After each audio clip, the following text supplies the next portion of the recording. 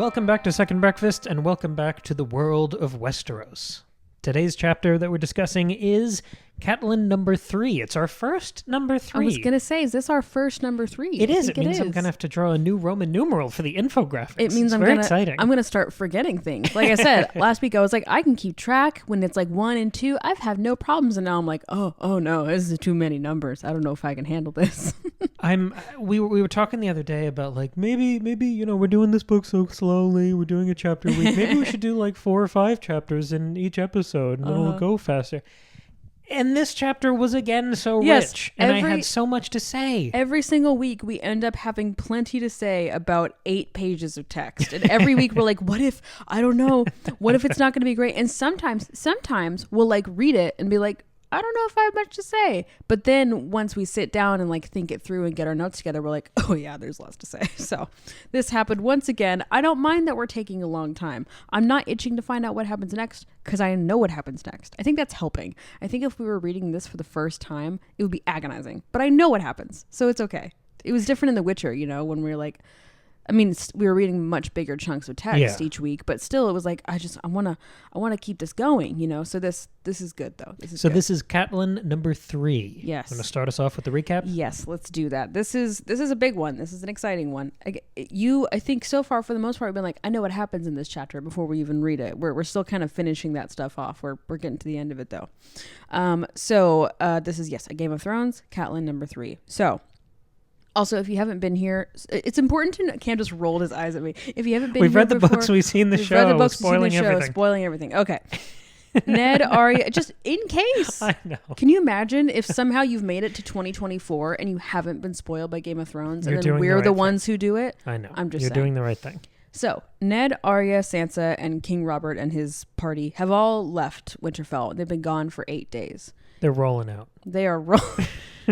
How many times can we fit a Diners, Drive-Ins, and Dives reference into our episodes? Could you remind me, what's the king's name? Guy Fieri? Our king? Oh, I know what you're saying. The king Robert. King Robert.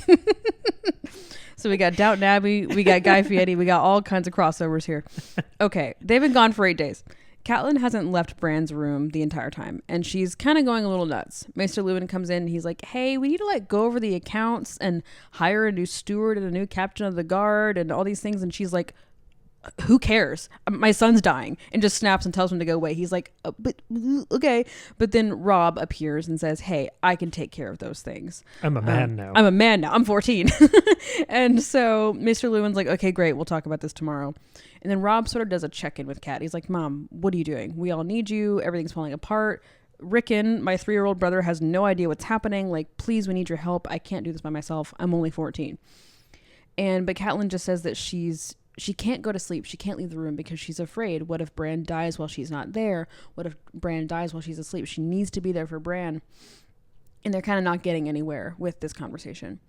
Robb looks out the window and sees that a fire has been lit at the library tower. And he's like, oh shit, I have to go. Gondor calls for aid. Yeah, it's like, I gotta go deal with that. And Catelyn's just like, all she does is like, well, thank goodness Bran's okay. And Robb's like, okay, I'm gonna go deal with this. You stay here. Right. And a few minutes later, Kat sort of turns back around into the room, and there's a man in there. And the man says, you weren't supposed to be here. But it's like written in dialect, so it's like, you ain't supposed to be here. Like it's Hagrid style. It's very, yeah, right. You weren't supposed to be here. And he's got a dagger in his hand. And Kat can see that he's about to try to kill Bran. And she just says no. But then he grabs her. She gets the dagger. There's sort of like, or she grabs the dagger. There's like a bit of a struggle. And he's about to kill her. Like he has won. He's about to kill her. But then Bran's wolf comes into the room very quickly and silently and rips the man's throat out. Pretty brutal. So Catelyn is found by Sir Roderick, Robb, and Maester Lewin. And they sort of take her away. And she sleeps for 4 days straight. And when she wakes up, she has sort of come out of it and has gotten a grip on herself. And so she has... What? Why are you laughing? She goes to sleep after saving her son's life and Bran died. Can you imagine if he died then? That would be terrible. Would suck. Would. But that does not happen. No. So she brings in Robb, Maester Lewin, Sir Roderick, and Theon Greyjoy. And they all sort of work out together what has happened. They all work out together. That's not what I meant to say.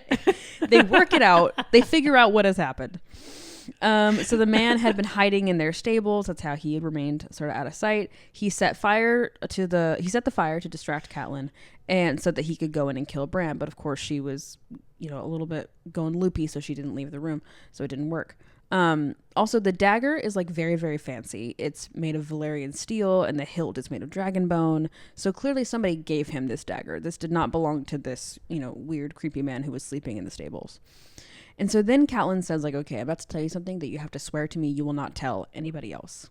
And she tells him about Lysa's letter that she got back in that second chapter of hers, that the suspicions that the Lannisters killed Sir Jon Arryn. And so Catelyn basically says that Bran must have been thrown the day that he fell. She says Jaime Lannister did not go out to the hunt the morning of Bran's fall. And she thinks, they're like, okay, why would somebody want to kill a child? And they think Bran must have seen something and he must have been thrown from that tower.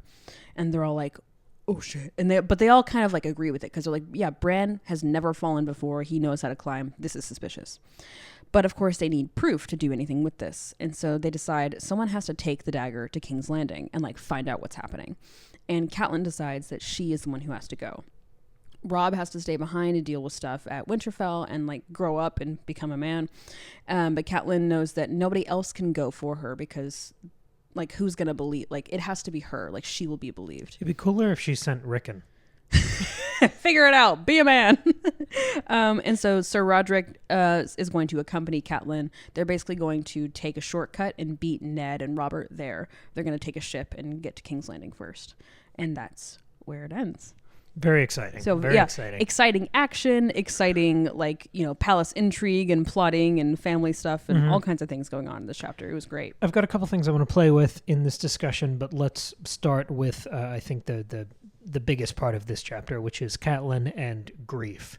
Okay, yeah. The first observation I had, because I was just enjoying the ride for this chapter for the first third of it, and I realized that this was becoming sort of a grief chapter in a way that I wasn't in, because I remembered that there was this attack and I was waiting for action. Yeah, that stands out in your mind more because it's a big plot point. Yeah, but most of the chapter is about grief, and then it becomes almost a hospital drama. Yeah. I mean, in this sort of, medieval way sort of setting, yeah, it becomes a hospital drama. And when I knew there was going to be an attack looming over that, I was reminded of The Godfather. Oh, interesting. When Michael is trying to protect his father when his father's sick in the hospital. Yes, right. And how eerie that felt. Remember how empty and strange and creepy the hospital is? Yes. Yeah, it's a really interesting scene. Yeah. And that like specter of assassination on the horizon and the vacancy of the hospital. Here, because everyone has just left Catelyn, the castle feels very empty. I wasn't expecting like a Godfather pull, and it doesn't have to be intentional at all, but that's sort of the vector that I understood this chapter through. Fascinating. Yeah. Well, do you want to talk more about the grief? Yeah, I have more on that. I just wanted to sort of throw that meatball out there. Yeah, no, I like that. That's what's fun about doing this kind of thing and thinking about art in this, really focused and slow way, is making those connections across other works of art that we've, seen or encountered, regardless of whether or not that connection is, intended by the author. It's still very interesting to think about and make connections to. It's rewarding. Yeah. Sorry for the throat noises. My it's acting up today. So the next thing about Catelyn's grief is how it is handled and framed by George R.R. Martin here, because the first interaction she has is so hostile in this chapter with Maester Luwin, and we've known him a little bit on the periphery, but he's not a major player yet. He's just the old guy. But the way he's coded, because he's got the chains and he's got the robes, he is your traditional wise man. Sure. He's the wisest character, I guess, in Winterfell. Yeah. And he is very kindly, persistently trying to get her to stand down because she hasn't left Bran's side or slept since Bran's fall. Right. And even she herself later says that she was mad with grief during this period. So we could think that she's not being fully logical or rational, or that her actions aren't justified and she's just spiraling out. And there could be sort of a narrative dismissal there, depending on how you handle that characterization. It could seem like, she's just crazy. and that she's been undone by this one tragedy, and now she's just like a loose cannon and not really a rational character that we have to take seriously anymore. Right. And I loved how that never happened here. Right. But also how George R. R. Martin he doesn't have a character come in and discuss any of this explicitly with her, which I think would kill it. There's no art or subtlety there. Yeah. But instead he vindicates her when she's the only one there by his bedside to fight the assassin. That's true. There's a quiet, firm endorsement of her behavior and her position in that. It's a very subtle and passionate bit of character development. And again, I think it wouldn't work if it were done explicitly. Yeah, I think you're right. And it is interesting that she gets sort of like she's vindicated, like you said. Yeah. But still, the behavior that she's exhibiting is also still critiqued by Robb and subtly by Maester Luwin, and then by herself when she sort of comes out of it and realizes, I need to actually take control and take care of my other children and myself and keep my family safe, and not just stay by Bran's side while he, sleeps and does nothing. But they don't apologize in this way that would feel inorganic for this world and say like, well, thank God you were here and I was so wrong in my... Yeah, nobody says any of that. Because they are right. I mean, that's what you do when someone's endlessly standing vigil by a bedside. You try to get them to rest too so they don't get sick. And like there's an understandable perspective on both sides. Right. And you could argue that Catelyn, that her presence wasn't actually needed to save Bran because it's the wolf who eventually kills the assassin. But you'll notice that the wolf does not come in until Catelyn is able to scream and alert the wolf of the man's presence. So I think you could kind of argue either way, like it's because of her that Bran survives or it's not. But I really think that what you're saying is right, and that she is she kind of gets to have it both ways. She was doing the right thing by staying by Bran's side, and now she's doing the right thing by sort of coming out of that and taking control. If I can sort of dovetail this back into some of the rolling theories and archetypes that we've been trying to play with these past few weeks, I noticed right as I was wrapping up my notes, I had this little spark in my brain. Mm-hmm. Catelyn is outsmarting. I mean, she thinks the Lannisters have done this. She outsmarts this Lannister plot by acting like a Lannister. And this is the part that made me so excited. What she's like, if you zoom out and just look at if this was a stage play, what would the actors be doing? What would the blocking be for this scene? Catelyn is basically standing next to Bran's bed the whole time. Mm-hmm. So what she's doing there in this chapter is standing watch over an almost dead body. Yeah. Just like a vulture. Okay, yes, interesting. So she gets into their heads. She acts like a Lannister, and that's what enables her to ultimately crack the code and throw... I mean, it's a perfect bingo here. Yeah. Because she nails what happened. Yes, and even then, like when she's telling everybody about her suspicions, they're like, even the Kingslayer wouldn't throw a kid from a tower, and she's like... She's willing to look past that like honorable Stark mentality of things and is like, there's no limits to what the Lannisters will do. Like she's very just open to thinking the worst of people, which is what, of course, the Lannisters love to do. But she's also done that detective work of retracing their steps and putting herself into their shoes. Yeah. And she's been on that same Lannister vulture perch that they have for days on end without sleeping. So she's really enmeshed in that way of thinking. Right. This is really interesting because the way I was looking at sort of this journey that Catelyn goes through in this chapter is a little different from you. I wasn't thinking about it in the context of grief, but I think everything that you've laid out supports what I was thinking was happening, because I like that Lannister comparison is really interesting. We'll come back to it, but bear with me for a minute. So in our last chapter with Ned, we talked a lot about control and agency, especially connecting it to the Dany chapter that had preceded it, about like in both of those chapters, like Dany and Ned are sort of going through this journey of figuring out how much control and agency they have over their circumstances.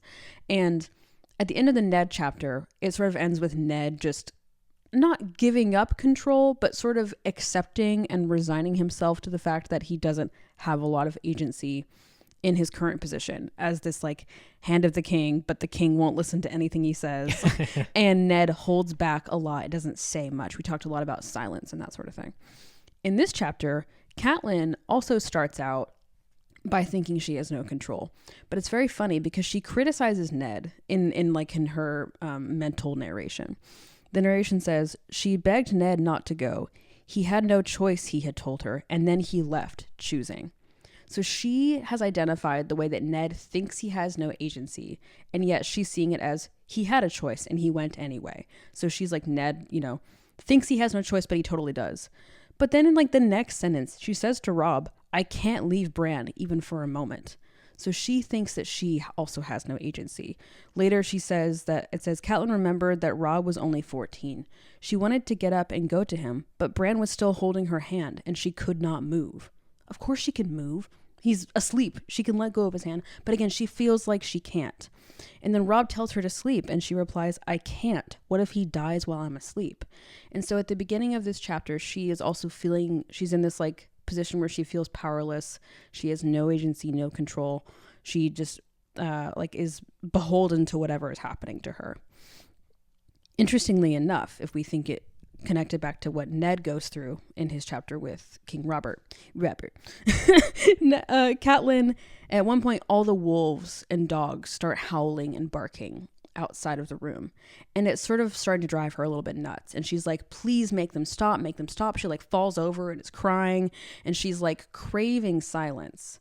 And I think we can sort of based on what we did with Ned, we can connect silence with lack of control. This holding back and not saying anything is sort of the opposite of asserting your own control and agency. So at the beginning of this chapter, Catelyn feels powerless. I can't leave Bran's side. I can't do anything. And she's craving silence, right? And then, of course, she has this turning point when the man comes to attack Bran. And the text says, no, Catelyn said, louder now as she found her voice again. And she puts up a really good fight. She grabs the dagger, screws up her hands. It says that the cuts are almost as deep as to the bone. And she bites him and really fights him off. The wolf finishes him, but if she had not fought back like that, she would have died, and so would Bran. Because she also is able to scream, make noise, and alert the wolf to come and save her and Bran. And then when she wakes up and comes out of her reverie, she thinks to herself, she would show these Northerners how strong a Tully of Riverrun could be. Catelyn never thinks of herself as a Stark, and I think this is where your Lannister thing comes in, because Catelyn here goes through this experience and does kind of the opposite of what Ned does. Instead of just accepting the fact that she can't do anything, keeping silent, staying reserved, holding her tongue, she instead decides, no, I'm going to show everybody that I can handle this. I'm going to take control. She starts to challenge Robb and is training him to lead. She there's a lot of moments where she's think about it, Robb. Why do you think someone tried to kill Bran? And then she's you better be ready with real steel. And she's really trying to push Robb to become, this leader of Winterfell. She asks for verbal oaths from the 4 guys she's in the room with to swear to keep Lysa's secret about the Lannisters. And even Maester Luwin says, when they're talking about, how are we going to prove this? Maester Luwin says, all we have is conjecture. We must have proof or forever keep silent. And Catelyn decides, I'm going to take the dagger, our proof, and go, solve this problem and right this wrong. And she chooses not to stay silent, which is in such, again, direct contrast to Ned. And so what you're saying, Cam, about how Catelyn is almost doing, taking this Lannister type role approach of being this vulture of trying to solve this problem is in real opposition to what Ned is doing. And I think this is where these two characters are really starting to split off and sort of go in their own different directions. And I think it's interesting that Catelyn survives a lot longer than Ned. She doesn't win. She ends up dying horribly.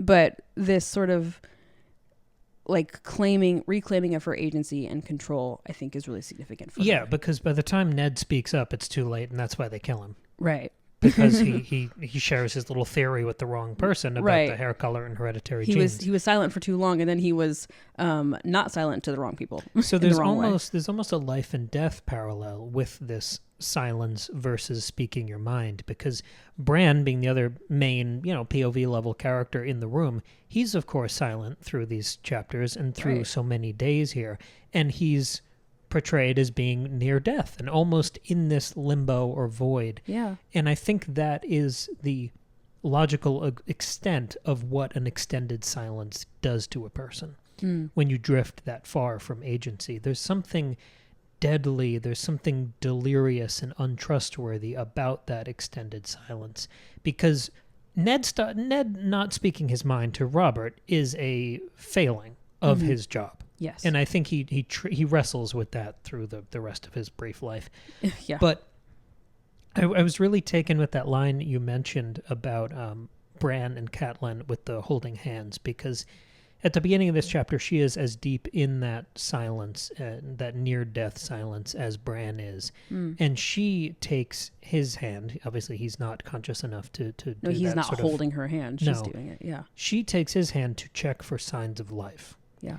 But then a couple moments later, when she's had some other thoughts and been distracted by things, she then phrases it as Bran was holding her hand. And that transfer of agency, I mean, it choked me up when I was reading it, but it's beautiful. It's sad. It's melancholy. It's like that perfect kind of grief art thing to nail in 2 sentences. He's an incredibly efficient writer. Yeah. But it also speaks to that delirium of that extended silence, how things can start to feel more dreamlike and you sort of drift off into this other place in a way that is almost leaving the realm of the living.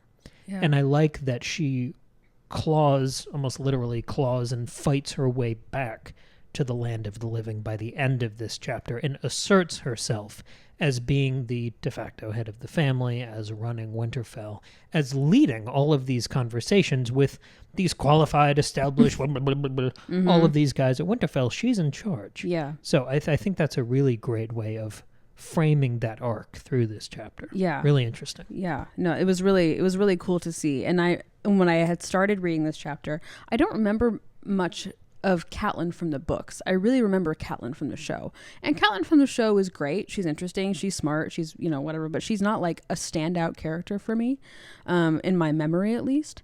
And when I started this chapter and she's like acting the way she's acting around Maester Luwin, I was like, Catelyn's kind of dumb and annoying and she's mean to Jon and I don't like her. And then like going through this whole, 8 pages of text, I have so much more respect for her, and not only because she turns it around and starts to do the right thing, but because I better understand why she was acting the way she was acting before. And so I have more sympathy and understanding for her, and now I respect her even more. So it's really excellently done. At this point, around 15 chapters in, however far we are now, she's by far the most complex character. Yeah, I think you're right. Which she's got the most most facets compared to everybody else. Yeah, facets is interesting because it makes me think of the diamond and refracting and reflecting light. And that is how I saw this chapter. I want to talk about perspective for a moment. Okay, yeah. This is Catelyn's chapter. This is us seeing things from her perspective. But in the background, and maybe through those facets and refractions, we're developing so many more storylines along the way here. Just to rattle them off here. Rob's storyline, we see the payoff of last time he was training. Catelyn observes here that he's graduated to a real sword, which pays off him being frustrated at the tourney swords and wood swords that he has to use against Joffrey. Yes. Uh-huh. So we're paying off and furthering his storyline. We also advance the sigil conversation from Jon and Dany. I'll talk about that later. Okay. We get the grand return to the forefront of our minds of death and prophecy through Catelyn's chapter, because we get this attempt on Bran's life, we get this murder plot. And relative to prophecy, we have Lysa's theory resurfacing, this sort of prophetic accusation about this big winding spiderwebby sinister plot. Yeah. But also we get Catelyn's almost prophecy about Bran's fall. It's a theory, but it feels so much more faded and heavy than that. The way they have to, I mean, if it was just a little theory and prediction, you wouldn't have to close the door before you told people about it. Right. There is something loaded and prophetic about that accusation here. Yeah, I mean, she sees it as true, not as a maybe what if. Because she talks about when she first gets that message, she's like, she wouldn't have risked this message if she didn't believe it to be true. And so she also treats it as absolute truth. She also nails it on the head so perfectly that to us it almost feels like a bit of prophecy. Yeah, I'm like, how could she possibly have known? How Right. could she she doesn't figure out what Bran saw, but she figures out that heard.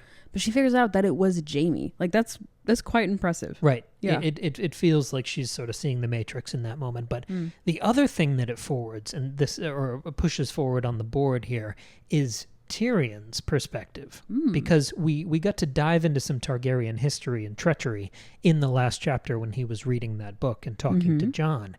And the thing that really stuck out to me from that bit of Targaryen backstory, if you remember that Dothraki bow, yes, which was sort of the fun link between Targaryen history and Dothraki history, Yes. which made Dany's present circumstances make more sense and sort of echo through time. Here, instead of a dragonbone bow, the knife that's used to try to kill Bran is a dragonbone hilt. Yes. So Cool. it's more and more connective tissue being sewn in the background of this chapter across all of our storylines since the last Targaryen checkpoint. All of those pieces are moving forward on the board, including Ned. And that's Yeah. the last POV that I haven't thrown into this list, because I think this chapter very much adds to the conversation about defining moments in your childhood. Yes, right. Never mind Bran's accident, but now this attempt on his life Yes. would be the defining thing about him, in that it would end his life. Sure. It also, in the background, you get this little bit of kind of hype and dread for the recently promoted Jaime Lannister, who's now going to be the warden of the whoever. The East, yeah. So all of these pieces, all the pieces on the board are moving while we're remaining entrenched very strongly in Catelyn's perspective. Again, to go back to that point of efficiency and perspective, I'm very impressed by how much the narrative progressed in this chapter that took place in one hospital room, Right, with yeah. like 3 characters. Oh, that's really great. I think you could also make arguments about the defining moments in your childhood. I think this is also a really major defining moment for Robb, because like this attempt on his brother's life and his mother's life, and like his father having just left, like he has to very quickly become an adult and a leader. I mean, he has this moment of like he's been trying to do it for 8 days since his father left, but he says to his mom like, I can't do this by myself. I need help. I don't know what I'm doing. And he doesn't say I'm only 14, but Catelyn sees it, and we see it, the reader, which by the way is a really interesting contrast to Jon, who's also 14 and is really trying to assert, I can do it on my own. I can be independent. He's not necessarily doing an amazing job, but Jon would never have this moment of vulnerability with anybody, certainly not with Catelyn. Jon doesn't have the luxury of Well, loving right. family he can lean on. Of course, right. But so Robb is like in this place of, I'm still a kid. And there's a lot of stuff in the narration where Catelyn like sees like, you know, and in that moment again, like Robb looked like a child once more. Like there's a lot of that kind of thing. Like Robb's really trying so hard to grow up, but he's only 14, which is such a hard age. But still, like he gets his steel sword instead of his wooden sword. He is like when like somebody asks a question to Catelyn and she says, when my husband isn't here, Robb is Lord of Winterfell. Like, ask him. He's in charge. And she says, like, a Stark must always be in Winterfell, so Robb, you have to stay behind. And again, she keeps challenging him. So this is a really big turning moment for Robb, too. This sort of, like, transition from childhood where he can, you know, have fun playing a hero and pretending to be this, like, guy who's fighting with a wooden sword, and he's boisterous and loud and fun and confident. But here he has to actually face it and really become an adult in a way he hasn't before. So that's, again, all in 8 pages about Catelyn. Yeah. We've got these major things happening for everybody else around her. The last thing I want to talk about in this discussion, unless you have anything else. No. The last thing I want to play with is the wolves. Yeah, the wolves were fun. So the Direwolves are recessed in this chapter, and they are prominent. They are close and they're far. There's a fascinating positioning that they have in these pages. And I think the biggest takeaway from me is that they feel incredibly supernatural. It's supernatural and sentient.